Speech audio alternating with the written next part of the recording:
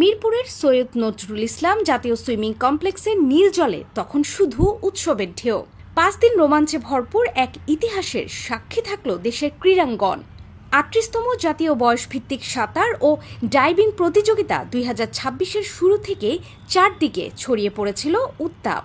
সারা দেশের 70টি দল থেকে আসা 684 জন উদীয়মান সাঁতারু একে অপরকে ছাড়িয়ে যাওয়ার তীব্র লড়াইয়ে মেতে উঠেছিলেন। কিন্তু সব আলোকের নিয়ে নীল জলের পাহারাদের হয়ে উঠল বাংলাদেশ ক্রীড়া শিক্ষা প্রতিষ্ঠান বিকেএসপি। শুরু থেকে শেষ পর্যন্ত প্রতিটি ল্যাপে আর ডাইভে বিকেএসপি বুঝিয়ে দিল এই সুইমিং পুলের রাজত্ব কেবল তাদেরই। একে একে পদকগুলো গলায় ঝুলাতে শুরু করলেন বিকেএসপির অ্যাথলেটরা।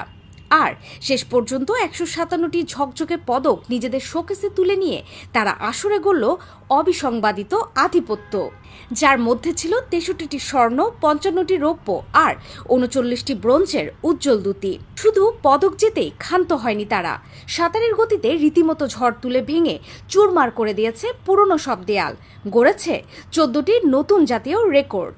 আসসালামু আলাইকুম, আমি আব্দুল আজিম, সাঁতার 312।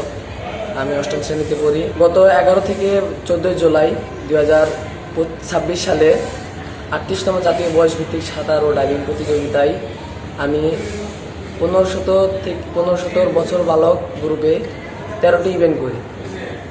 13টি ইভেন্টের মধ্যে 11টিতে স্বর্ণ, 2টিতে রৌপ্য এবং 7টিতে নতুন জাতীয় রেকর্ড করি। ইনশাল্লাহ আগামীতে আরও ভালো করব, আমার জন্য দোয়া করব।